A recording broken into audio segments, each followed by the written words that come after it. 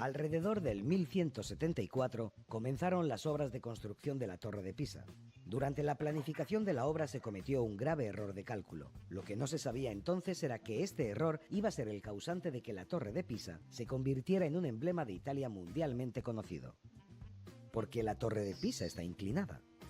Uno de los problemas que propició la inclinación de la Torre de Pisa son sus cimientos inusualmente poco profundos, de entre 3 y 4 metros. Es cierto que otras torres de la época tienen cimientos a una profundidad parecida, pero parece que el arquitecto de la obra no tuvo muy en cuenta la morfología del terreno. A mitad de obra se produjo un corrimiento de tierra debajo de la torre. Por este motivo, la torre, a medio construir, quedó torcida. Esto obligó a abandonar su construcción de manera momentánea. Finalmente se terminó en 1350. Los últimos 3 pisos de la torre se construyeron en perpendicular al suelo para intentar compensar y parar la inclinación.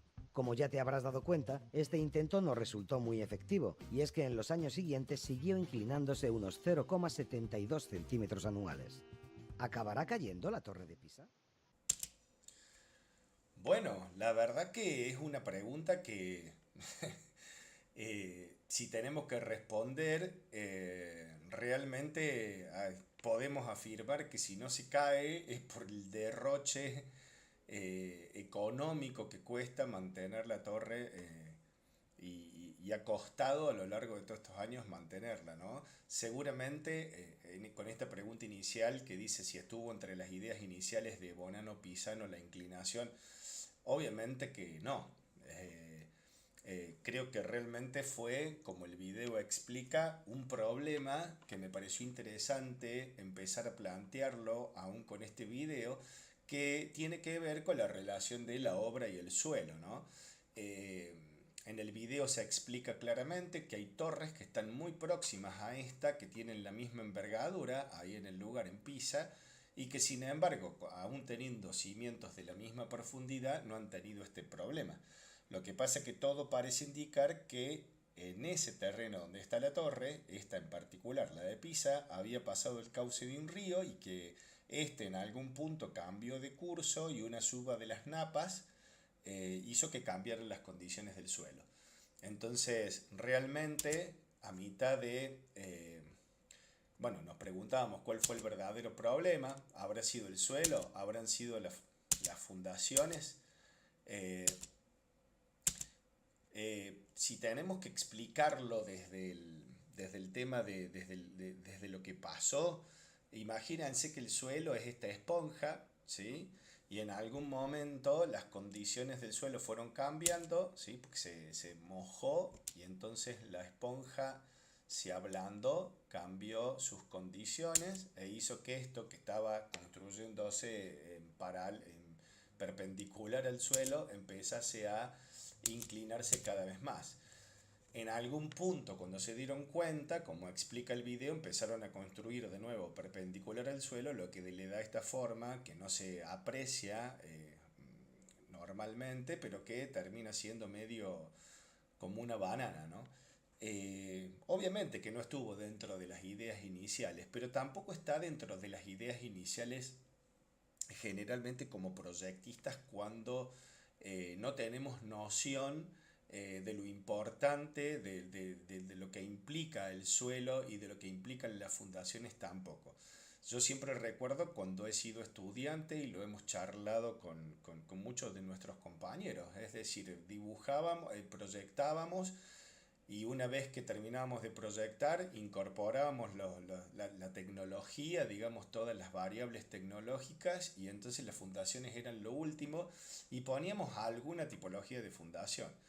Esto de alguna manera creo que se va naturalizando y hace que nosotros, por ejemplo, nunca, como profesionales o casi nunca, tomemos conciencia de lo importante de tener en cuenta dentro de las variables iniciables la morfología del terreno, digamos, la composición, y que podamos llegar a un análisis y a un diagnóstico adecuado para poder realmente con criterio decidir sobre las fundaciones.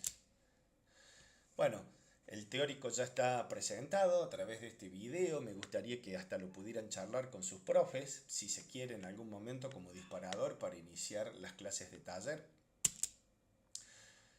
Los propósitos que tenemos al haber estudiado suelos, y ustedes ya han tenido suelos en el teórico, ya se dio de la clase pasada, vamos a desarrollar habilidades para la interpretación de datos, de informes geotécnicos, efectuar cálculos simples y predimensionados de factibilidad, pudiendo tomar decisiones, a partir de ellos proponer cambios, si fuese necesario, aún en las variables del sistema constructivo del proyecto. ¿Por qué es importante conocer el suelo y tener un buen diagnóstico? Porque yo puedo aún cambiar el sistema constructivo de mi proyecto en función de eso. Entonces, digo, la elección de los materiales no es algo aleatorio, no es algo que se elige por capricho, ni el sistema constructivo, sino que también está supeditada a esta de variable que no puedo dejar de tener en cuenta. Entonces, si la clase pasada prestaron atención, suelos debiera estar sirviéndonos para desarrollar habilidades, para interpretar, para efectuar cálculos simples y para tomar decisiones, ¿sí? Y a partir de esas decisiones tomadas poder proponer cambios. Fíjense, entonces, ¿cómo lo vamos a dividir? Y vamos a hacer un pequeño repaso de los suelos. Vamos a ver rápidamente, muy rápidamente, para poder entrar en las tipologías de fundación y en las fundaciones en sí mismas, cómo es la composición, ¿sí? Cómo de alguna manera se clasifican o pueden clasificarse, las formas del trabajo de los distintos tipos de suelo, y vamos a ir al verdadero problema. Después, ¿qué es la relación que se da con las tipologías de fundación? Entonces, ustedes vieron la clase pasada que básicamente los suelos están compuestos por aires, minerales y agua, ¿sí? Que según su origen se clasifican en autóctonos y transportados, ¿sí? Autóctonos, residuales orgánicos, transportados, aluviales, eólicos, glaciares, marinos, piroclásticos. Según su granulometría, una fracción fina, limos y arcillas, fracción gruesa, arenas y gravas, ¿sí? Según su comportamiento humedecidos en no colapsables, ¿sí? Granulares, cementados o colapsables, potencialmente colapsables o autocolapsables.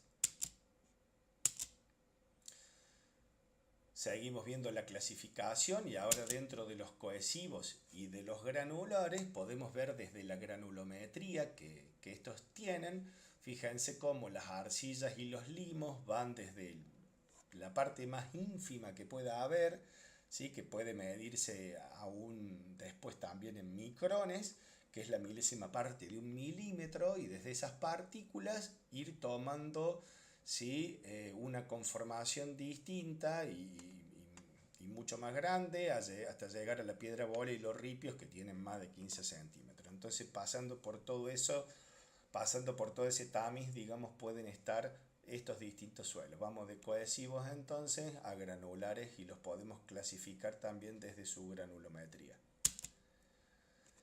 ¿Qué tipos de suelos podemos ver también? Los podemos ver según el tamaño de esas partículas que los conforman, como veíamos recién. Los granulares y las gravas y las arenas tienen un tamaño del grano de 76 milímetros a 4,75 milímetros, y las arenas tamaño del grano de 4,75 a 0,075 milímetros.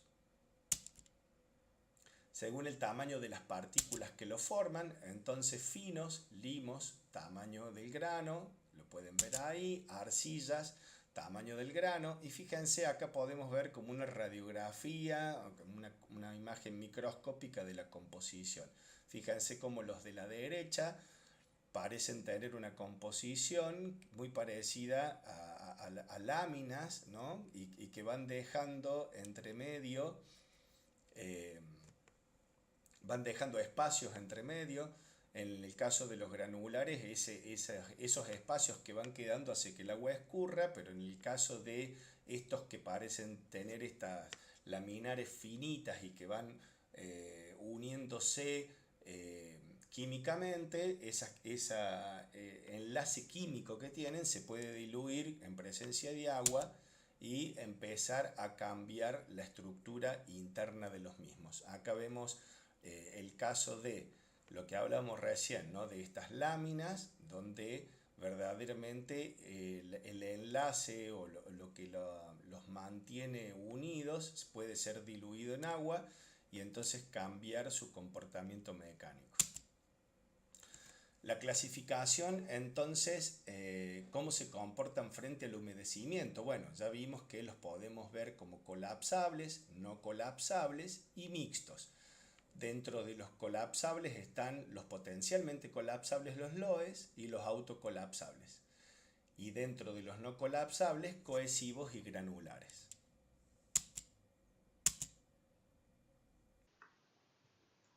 Bien, y ahora le queremos contar que un socavón destruyó por completo el jardín de una casa en Maipú. Los dueños denuncian que el paso de un camión provocó que también parte de la casa y vereda resultaran con daños. Sin embargo, reclaman que hace más de 2 años que su casa y también la de los vecinos tienen problemas en su construcción. Ítalo Zunino nos va a ampliar esta información que veíamos al principio de este informativo para conocer más detalles. Adelante, buenas tardes.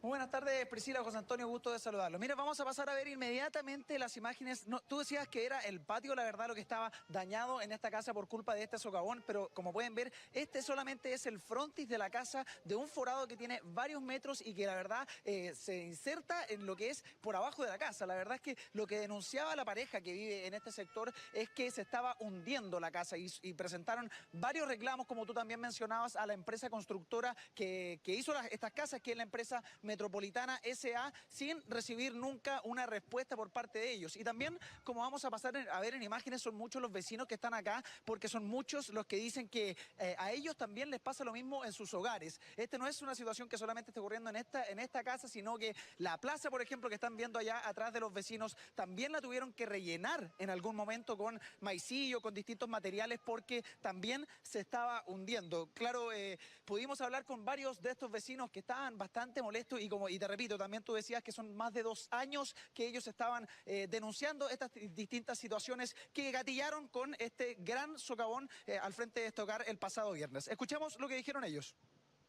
Los pasajes están con socavón, están haciéndose hoyos ya en el alcantarillado, entonces ya es un problema que no es solamente ahora les tocó a los vecinos de igual forma porque a ellos les tocó más fuerte. Cuenta, las plazas, la que está allá, atrás de esta casa, y la que está aquí que ustedes pueden ver, ya hace poco bajó como 50, se veían los pollos de los pisos, todo, porque más o menos entre 40 y 50 centímetros, y lo rellenaron con esa de maicillo. Obviamente todos preocupados porque están todas hechas con el mismo concreto, el mismo material y todo, y resulta que nos asustan a todos porque en cualquier momento todos tenemos hijos, en cualquier momento se cae y ¿quién nos responde?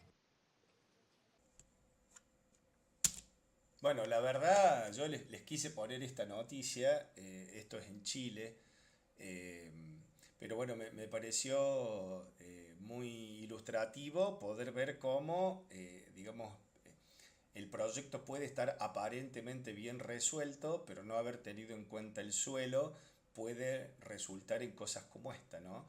Todo parece indicar que, por lo poco que yo pude ver de las imágenes, esto era una platea que terminó quebrándose directamente y entonces se partió en dos la platea. No sé si ustedes vieron, y si no pueden volver a medida que el video esté corriendo el video, pueden volver atrás las imágenes y venían el piso de madera todo quebrado, levantado, porque literalmente la casa se ha partido, ¿no?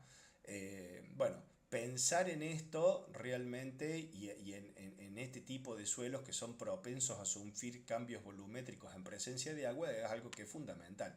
Y si ustedes se fijan acá en la provincia de Córdoba, nosotros no escapamos de este tipo de suelo. O sea, tenemos muchas partes de Córdoba que tienen este tipo de suelos que pueden sufrir estos cambios, y es muy importante entonces que nosotros manejemos muy bien la elección de las fundaciones, pero también todo lo que tiene que ver con las instalaciones, ¿no? Así que bueno, el sistema constructivo en general, porque vieron cómo el sistema constructivo en general se vio afectado por, en este caso, cuando los caños, a partir de los movimientos, empezaron a romperse, y entonces el suelo se llenó de agua, se impregnó de agua y se produjeron realmente cambios estructurales que terminaron rompiendo la estructura y todo el sistema constructivo.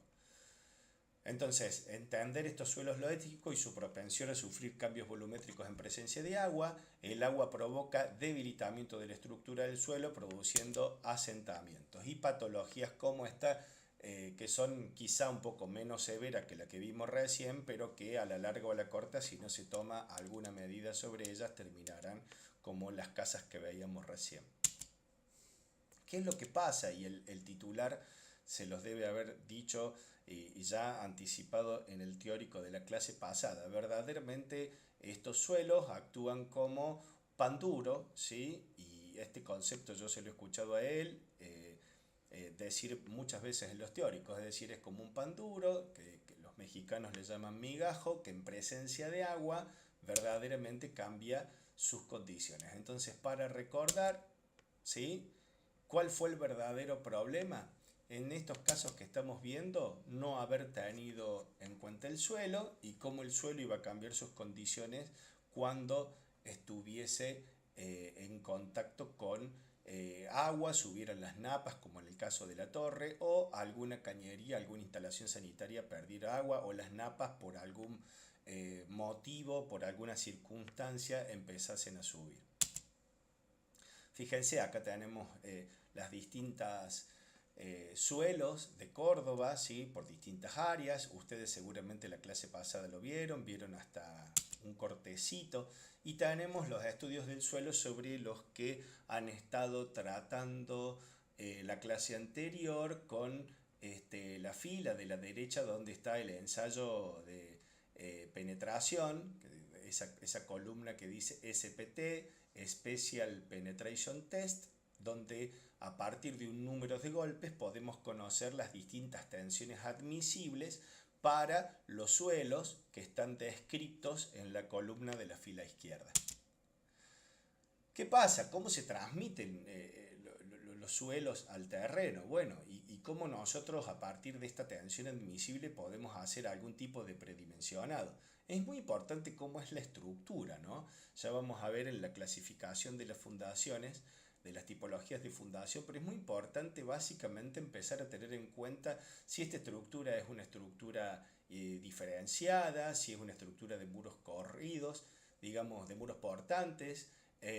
No es lo mismo pararse sobre un suelo que está impregnado de agua, digamos, donde hay el lodo, donde hay barro. No es lo mismo pararme con el taco ese aguja que pararme con estos zapatos de nieve que yo he puesto ahí. Es decir, es muy importante tener en cuenta eso. No es lo mismo pararme en la nieve con esos zapatos que pararme con estos tacos. Entonces, la relación entre el proyecto y el suelo y a incorporar esto en el proceso proyectual es fundamental. La tensión, si nosotros, esto es algo que nosotros podemos conocer, que sabemos, la tensión es igual al peso sobre la superficie, por eso hablaba de la distribución y de cómo nos asentamos sobre el terreno. De esta formulita nosotros podemos despejar y ver que el ancho, ¿sí?, en el caso de las fundaciones corridas, es igual al peso sobre la tensión admisible por 100. Y eso me va a dar el ancho de fundación. Entonces, con esta formulita yo puedo tener ya un numerito que me vaya dando el criterio para hacer la selección. Vayan teniendo esto en cuenta porque todavía no hemos entrado de lleno en el tema de suelos, pero es importante ir conociendo estos datos que nos van a ayudar a tomar las decisiones al final. Es muy importante entonces, ya como una última imagen, entender que el suelo se va a deformar. Es decir, el suelo cuando yo lo cargue, y este es un ejemplo que también deben haber desarrollado en la clase anterior, que del bulbo de presiones, donde se ven las isobaras, ¿sí?, de cómo ese esfuerzo se va transmitiendo al suelo, que son las líneas que unen puntos que están sometidos a una misma presión. Es decir, al suelo no le es ajeno que nosotros le plantemos la obra encima. ¿Cuáles son los propósitos cuando nos metamos en las fundaciones? Nos interesa sobre todo, más allá de que las conozcan, es que formen criterios de selección del tipo de fundación a adoptar para entender la importancia de su incorporación e instancias iniciales de la concepción del proyecto. Reconocer las propiedades específicas de las distintas fundaciones y su relación con el suelo y el edificio que soportan para formar criterios en la toma de decisiones. Entonces nos interesa que vayan formando criterios, ¿sí? Que vayan entendiendo la importancia de esa incorporación, reconocer las propiedades específicas y que puedan formar criterios para tomar decisiones inteligentes, ¿sí? ¿Cuál es el segundo problema? Entonces, ya hemos presentado el suelo, hemos ido hablando de que es muy importante cómo se relaciona el suelo con el proyecto. Y bueno, ese elemento que va a relacionar el suelo con el proyecto, que es parte de la estructura, son las fundaciones. ¿Qué es lo que queremos que sepan de las fundaciones? A ver, mínimamente, pero le vamos a dedicar 3 clases, o sea, hoy no pretendan en el teórico tener todo, vayan anotando las preguntas que tengan para después hacerlas en el taller. Esto no es una clase con un ida y vuelta, pero sí después en los talleres poder evacuar las consultas que surjan aún a partir de este teórico. Pero como un segundo problema podemos presentar las fundaciones. Las fundaciones entonces y su clasificación, sus técnicas constructivas, las tipologías de fundación y las ventajas comparativas, ¿sí? Es decir, en algún punto vamos a ver las ventajas comparativas, vamos a hacer una tablita para comparar todas las tipologías de fundación para poder, digamos, llevarlos a ustedes a que tengan toda la información ahí para poder tomar decisiones en su proyecto.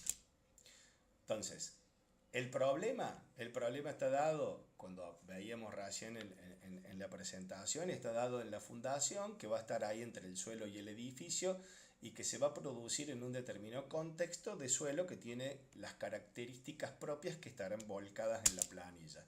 ¿Cómo podemos clasificar las tipologías de fundación? Y es muy importante siempre que ustedes se acerquen a un tema, además ya de tenerlo definido, si ustedes tienen que definir las fundaciones, se pueden definir como la interfase entre el edificio y el suelo, pero a mí me parece muy importante también entenderlas como una parte de la estructura indisoluble, ¿sí? De donde tampoco puedo sacar las características de ese suelo en particular. Pero una vez que tengo definido, siempre vayan a las clasificaciones, porque si no, poco van a entender, y les ayuda de esta manera también tener en claras las clasificaciones, les va a ayudar a que ustedes puedan ir ordenando la información. Básicamente las fundaciones pueden ser superficiales o pueden ser profundas, ¿sí? Y esto de alguna manera el año anterior en Introducción a la Tecnología algo se ha hablado. Pero también pueden ser, de acuerdo a la manera en la que se transfieren las cargas, pueden ser directas o pueden ser indirectas. Es decir, si yo tengo un muro, puede transmitir las cargas por compresión directa al suelo, un muro lineal corrido, como es el caso de la izquierda, o tengo también algunas columnas y a lo mejor yo tengo que llevar esas cargas a profundidad por las características del suelo, pero puedo hacerlo perfectamente porque tengo una estructura que es diferenciada. Es el caso izquierdo. Si yo voy al caso derecho, quizá tenga ese mismo muro, y entonces en ese mismo muro yo tengo que transmitir las cargas al suelo profundo, y como es lineal corrido, lo tengo que llevar, no lo puedo llevar corrido a 5 metros de profundidad o tal vez 10 metros de profundidad. Entonces empieza a surgir un elemento que es el que ustedes pueden ver ahí al medio, ahí en donde habla de las fundaciones indirectas, que es la viga portamuro, que es la que transmitirá las cargas a los pilotes, y los pilotes llevarán los esfuerzos a la profundidad necesaria requerida por el estudio. Tengo entonces también, además en la clasificación, que pueden ser puntuales o pueden ser corridas. Y esto también es un concepto que ya vienen manejando desde tecnología, como hablábamos recién. Otra manera de clasificar es cómo las tipologías de fundación transmiten las cargas al suelo, digamos, ¿no? ¿no? Y qué esfuerzo es el que terminan generando en ese suelo. Entonces se pueden transmitir por compresión directa o en algunos casos como en los pilotes por fricción. Fricción y también en algún tipo de pilote, ya lo vamos a ver, compresión y fricción. Las tipologías de fundación entonces pueden ser superficiales, ¿sí? Y profundas. Dentro de las superficiales tenemos el cimiento común de hormigón ciclópeo, las plantillas corridas, que pueden ser rígidas y flexibles, la platea y la base aislada. Dentro de las profundas tenemos los pilotes y pozos romanos, que es una manera de hacer una separación. En realidad todos podrían llamarse pilotes y ser los pozos romanos un tipo determinado de pilote. Bueno, la zapata corrida, la zapata común de hormigón ciclópeo, muchas veces la pueden haber escuchado haberse llamado de esa manera, como el cimiento común de hormigón ciclópeo. Fíjense que bueno, tiene algunas particularidades que la hacen de alguna manera la más frecuentemente utilizada ya hace tiempo, no en estos tiempos, ¿no? Pero en algún momento cuando las casas eran todas iguales, ¿sí? La típica casa chorizo y se construía en barrios periféricos al centro, pero que tenían más o menos la misma tensión admisible, esta tipología funcionaba como bastante bien dentro de todo, digamos. Con la complejidad de los proyectos que ustedes han ido adoptando y con cómo ha ido dándose el crecimiento de la ciudad, es imposible creer que todo se puede fundar de la misma manera, ¿no? Así que bueno, por eso hablaba de que era de alguna forma había sido muy frecuentemente utilizada. Bueno, requiere realmente un control riguroso de ejecución para poder garantizar la homogeneidad. Ustedes piensan que, y el monolitismo, piensen que esto está hecho con el árido grueso, más grueso, ¿eh? Entonces yo no puedo meter esta piedra bola, digamos, adentro de la mezcladora, con lo cual lo que se termina haciendo generalmente, por eso hablo de ejecutarla bien, es llenando, y vamos a ver algunas fotos después también, se termina llenando la zanja que se ha excavado con la piedra bola, y se termina tirando mezcla muy líquida para intentar ir llenando todos los espacios que quedan entre las piedras. Obviamente quedan espacios sin llenar porque es muy difícil que el hormigón se cuele y acceda a todos los espacios, con lo cual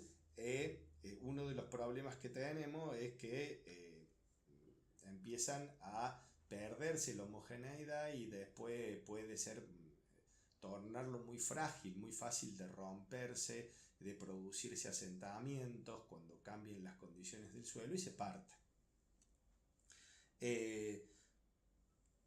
Fíjense que es muy importante el ángulo de descarga que está marcado, porque ese ángulo debe respetarse, lo que hace que en estos casos, si ustedes vuelven mentalmente a la formulita que vimos al inicio para conocer el ancho de una tipología de fundación,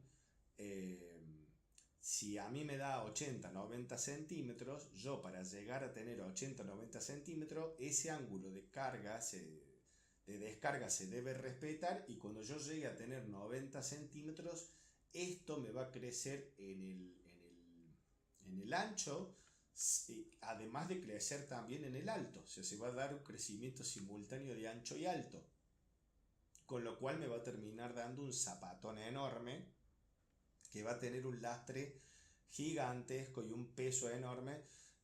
Va a pesar más esto que la casa, exagerando un poco, pero realmente es una tipología de fundación que ya dejó de servirme, digamos, pasa a ser totalmente inadecuada en un caso como ese. Y además Si yo quiero hacer que esto crezca en el ancho, fíjense el caso de la derecha, donde dice ancho ficticio, si yo la llevo a que esto crezca en el ancho independientemente del alto, lo que terminará pasando es que esto se quiebre, es decir, porque como no tiene armadura, no tiene ninguna posibilidad de absorber ese tipo de esfuerzos. Entonces fíjense lo que está marcado en la figura, porque es más o menos parecido a lo que terminará pasando en el caso de que yo quiera incrementar que esto crezca en el ancho independientemente del alto. A ver, bueno, acá la tenemos nuevamente, la podemos ver como en perspectiva, ¿sí? Acá la ven ustedes como es un dibujo muy bien armadita, pero generalmente no suele ser así, digamos, ¿no? En el caso de que esté mal ejecutada, empiezan a quedar espacios entre los distintos áridos, y eso hace que esos espacios la hagan tan frágil, ¿no? Acá es donde ya se está ejecutando, por ejemplo, fíjense cómo se van poniendo tablas también, esto hay que preverlo, porque con la incorporación de los encadenados y los encadenados verticales hay que dejar la armadura prevista y que después se irá llenado con hormigón de armar, que es un hormigón distinto al que conforma en este caso la zapata. Acá está esto que yo les decía, ¿no? Cómo se va llenando el espacio de la zanja, se va llenando con el árido grueso, con la piedra, y después se le agrega la mezcla, que no es la manera adecuada de ejecutarlo. La manera adecuada de ejecutarlo sería una manera que es como más trabajosa y da más trabajo, por eso nadie la hace, o casi nadie la hace, que es ir generando lechos de mezcla con la proporción adecuada de agua, que esté bien controlada, y entonces se vayan incorporando el árido con mucho cuidado para que no queden espacios. Lo que se hace generalmente es al revés, llenar de piedra, como les decía, y después agregarle una mezcla muy líquida, tratando de que el fluido llene todos los espacios entre los áridos.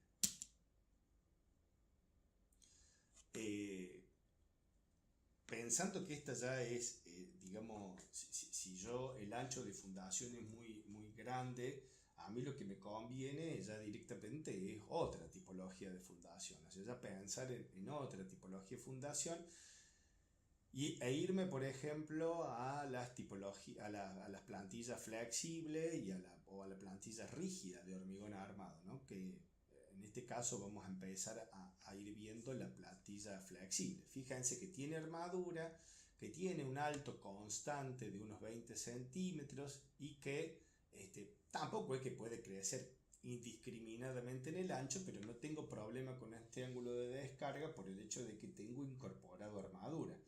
Entonces consiste más o menos en una losa de hormigón armada para resistir flexión en el sentido transversal al desarrollo de la fundación, y permite adaptar el ancho y por lo tanto la sección de la base de fundación independientemente de la profundidad, ya que la distribución de las cargas se realiza por la rigidez transversal de la misma, ¿sí? Me permite incorporar, como les decía al inicio, por ser de hormigón armado, me permite incorporar el encadenado, ¿sí?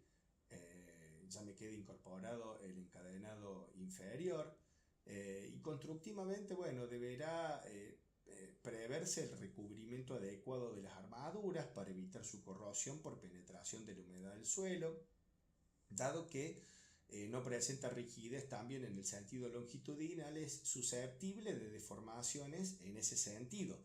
Entonces es importante tener en cuenta ese comportamiento diferencial del terreno o por cargas no uniformemente repartidas, porque tampoco con esta tipología de fundación, al no tener rigidez longitudinal, como en el caso de la hermanita, que por llamarla de alguna manera, es el caso de la zapata rígida corrida, que sí lo me permite más posibilidades.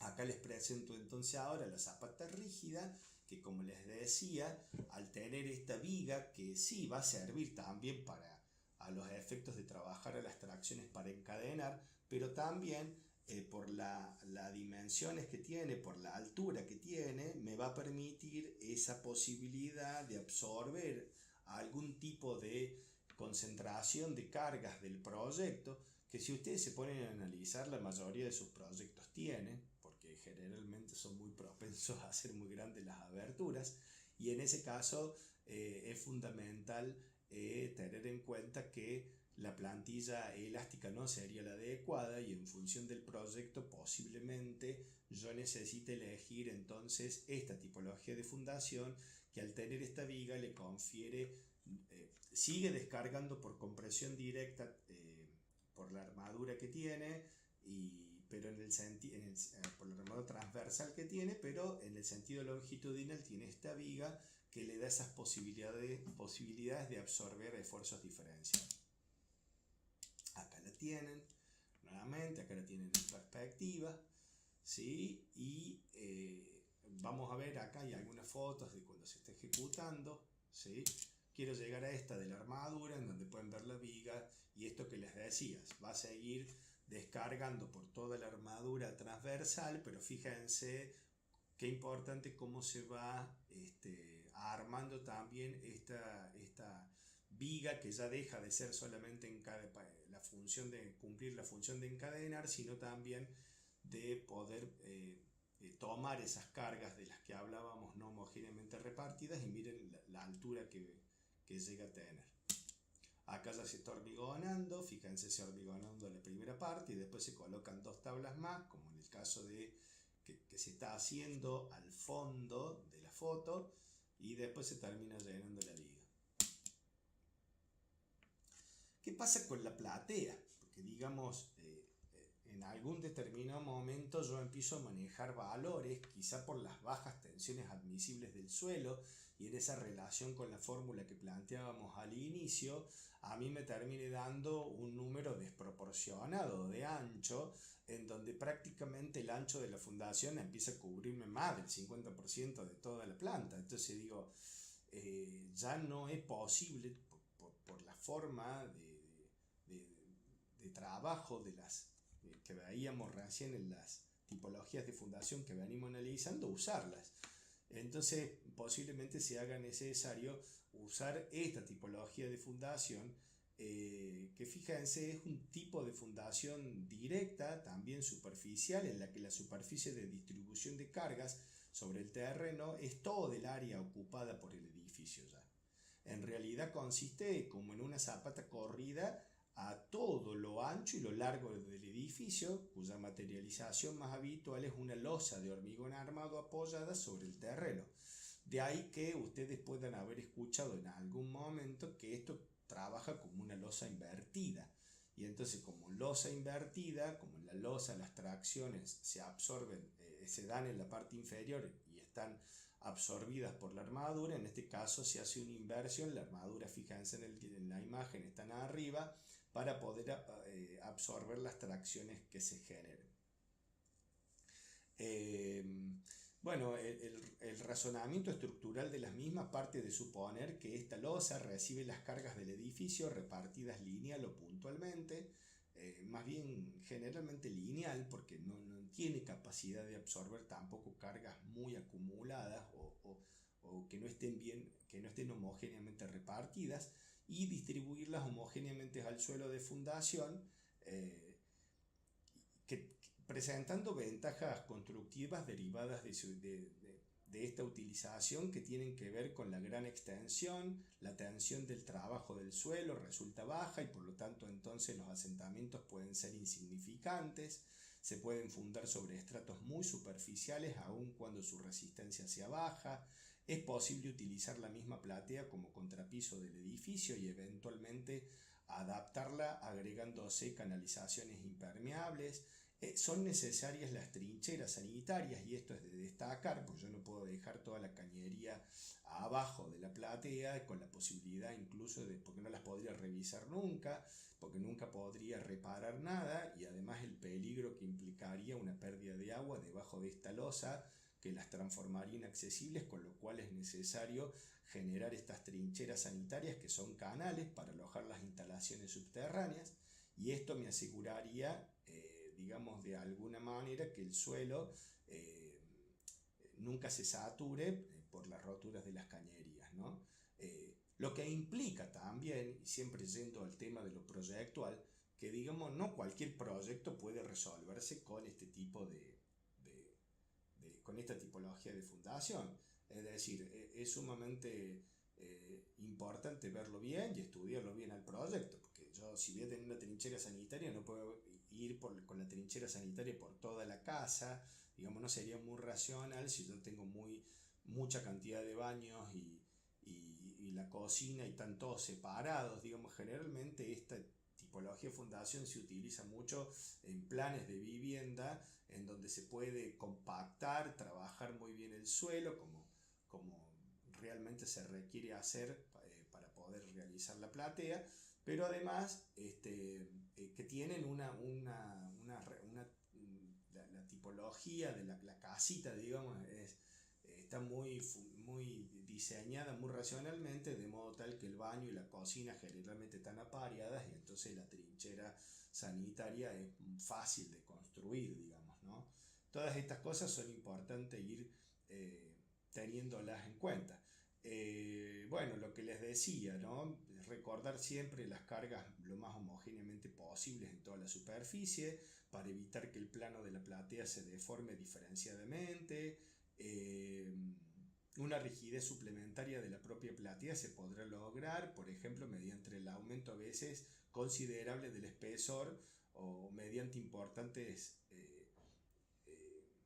esfuerzos, pero realmente en ese caso tendré que evaluar, porque digamos, si esto es una losa que va creciendo de la misma manera que crece una luz cuando crecen las luces, si yo también tengo que empezar a incrementar mucho el alto considerablemente para poder darle rigidez, puede hacer que esto realmente no sea la tipología de fundación que también me conviene, ¿no?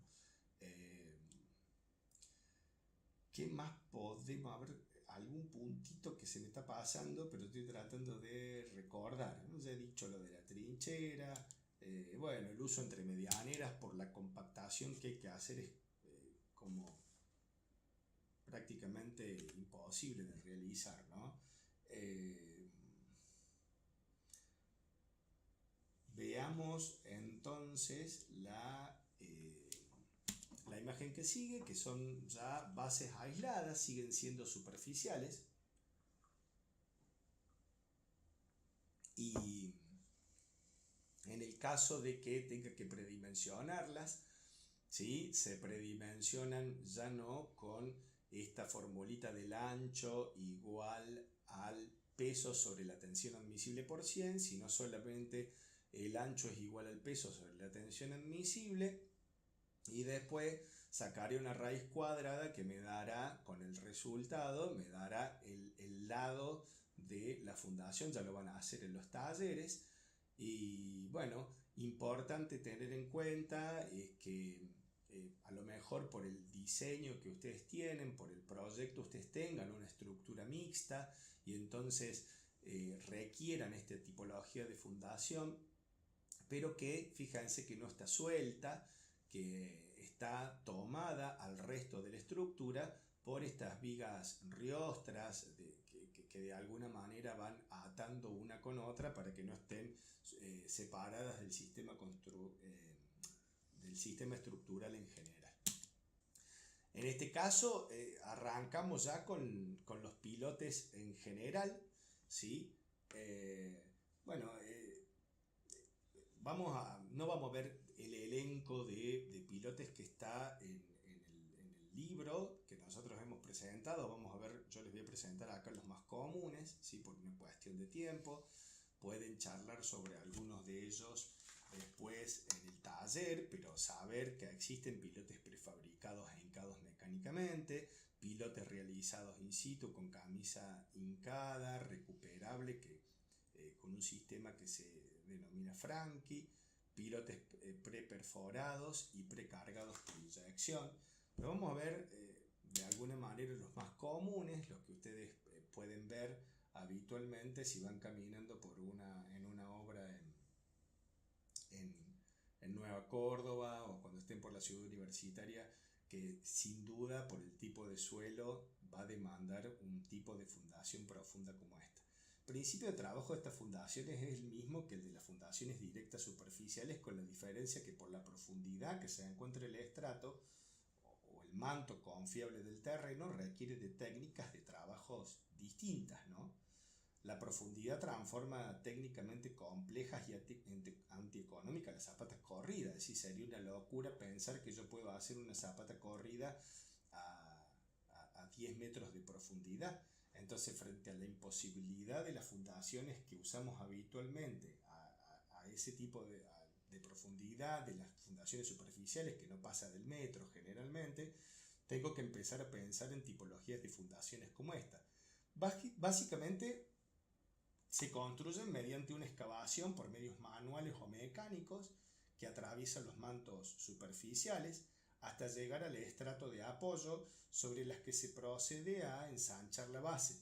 Esta excavación se rellena conformándose una base, un fuste con hormigón armado y después, bueno, esta es muy importante también para el llenado de la fundación con el hormigón, tener en cuenta cómo se va a producir la descarga del hormigón, ¿no? Es decir, yo no puedo, si estas fundaciones son denominadas profundas, estoy llenando los pilotes a 15 metros de profundidad, no puedo creer que puedo, digamos, verter el hormigón desde ahí arriba porque se me va a disgregar el hormigón. Entonces es fundamental tener en cuenta que tendré que como estas tipologías de fundación que siempre se llenan con hormigón elaborado, y eso debe ser riguroso la elaboración del hormigón, se van introduciendo mangueras entre las armaduras que me permiten ir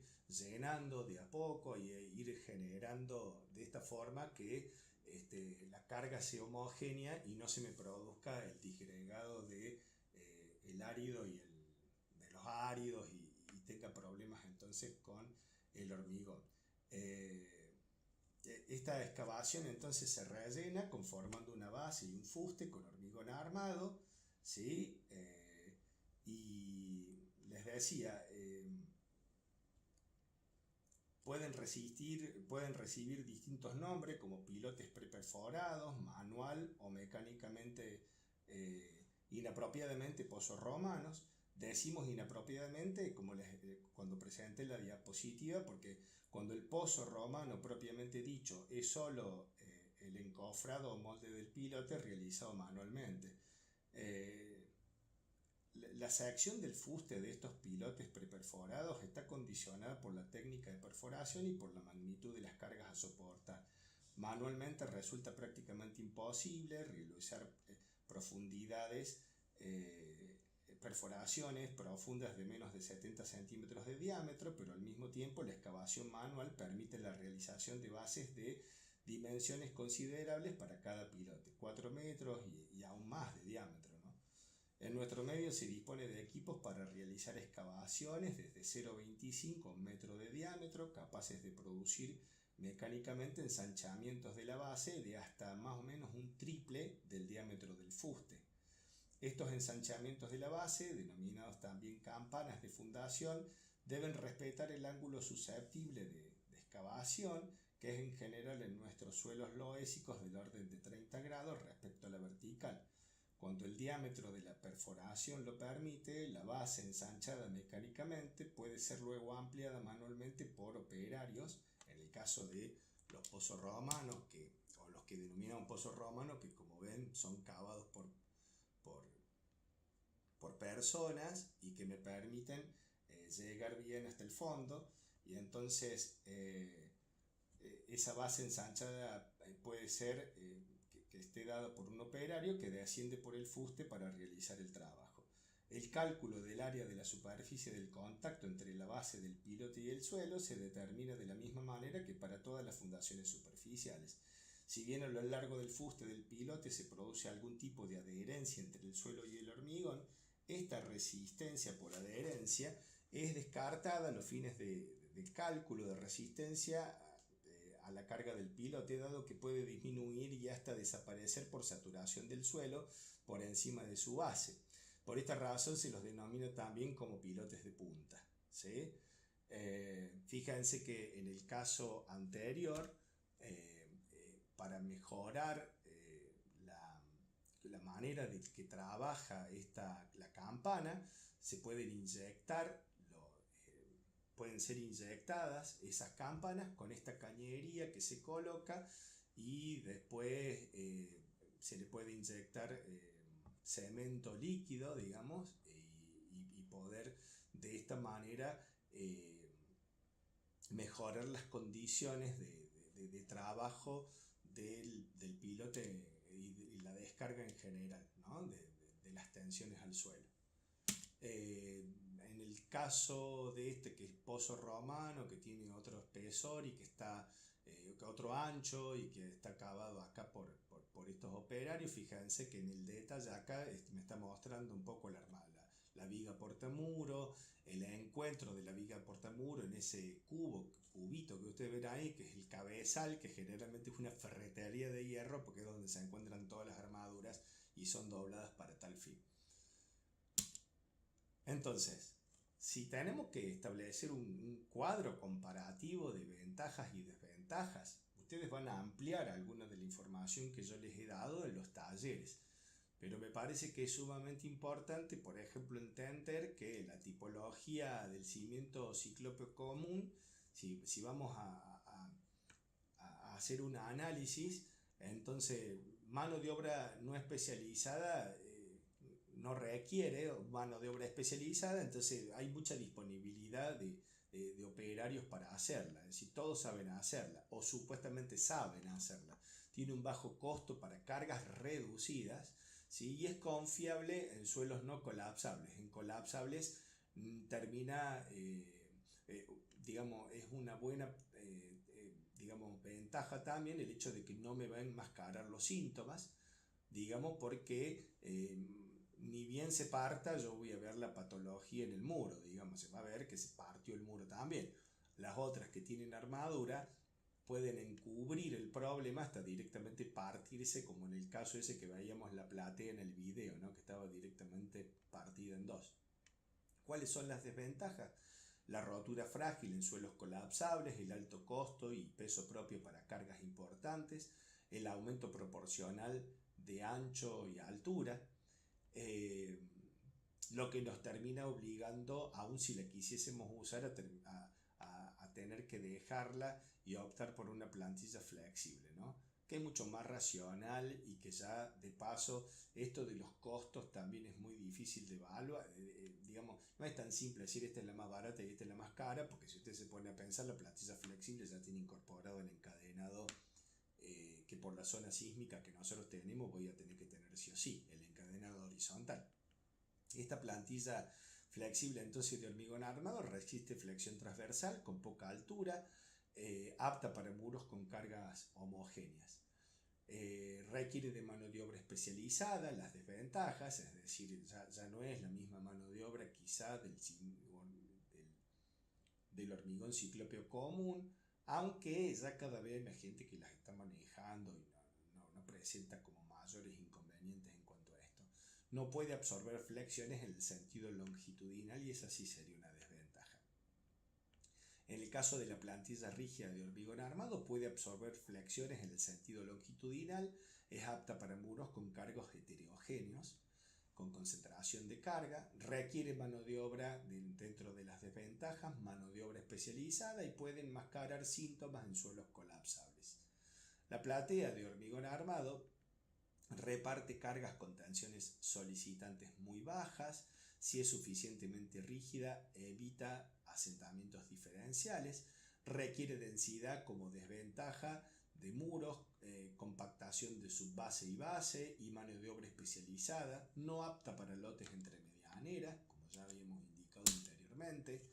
El pilote no introduce operarios en la excavación como ventaja, poco movimiento de tierra, dentro de las desventajas que requiere equipos especiales y operarios especializados en su manejo. Es difícil de controlar la limpieza interior. Pensemos en que si los diferenciamos del pozo romano por el ancho, al tener 30, 40 centímetros de diámetro es difícil a veces que no se produzca algún desmoronamiento y de alguna manera esté, digamos, después cuando yo hormigone produciendo, digamos, algún inconveniente en cuanto a esto, ¿no?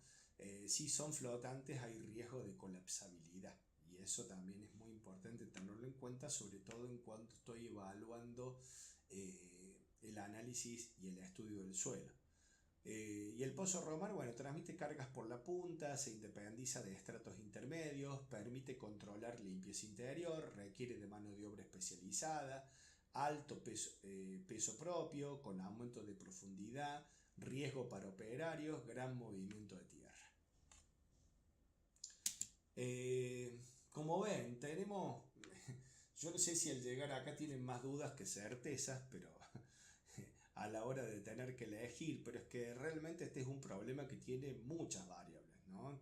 Vimos la clasificación, las ventajas comparativas, el problema en sí que se produce entre la relación del edificio que tengo y el suelo, las técnicas constructivas.